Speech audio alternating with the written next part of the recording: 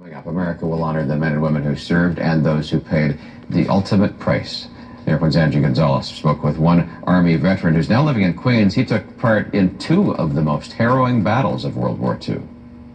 All explosion all over the place, everything. This is Normandy. Benny Stabile was drafted into World War II when he was 19. Three of his brothers, who were 18, 20, and 21, were drafted too. My mother? Yeah.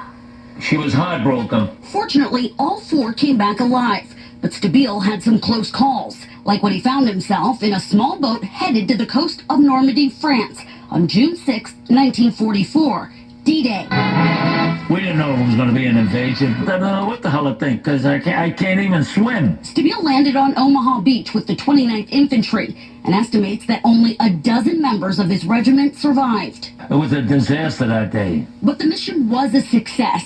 D-Day was a turning point in the war. Stabile was also there for another brutal but successful battle, one that arguably ended the war early. What Stabile remembers the most about the Battle of the Bulge? The weather. It was very bad, very cold. I was so cold, my face, I couldn't smile. My face was like frozen. Stabile served for 3 years and says at one point he fought alongside Audie Murphy, one of the most decorated American combat soldiers of the war. He was a regular guy. Stabile earned his own awards. Some are on his old uniform. His Purple Heart and Bronze Star are in a display case at his Astoria home. To his granddaughter and grandson, they evoke pride.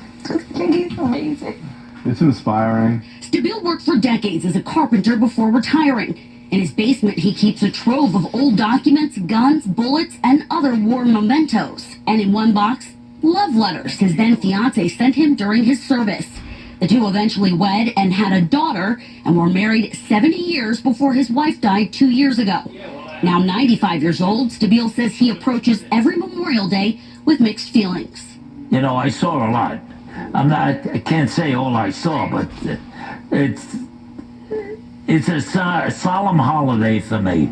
But his daughter says Stabile can feel good about his service. I find it just amazing that my dad was part of history and he survived it. Stabile says he didn't have a choice, and despite all his accomplishments, he was focused on one thing the whole time: getting back home alive.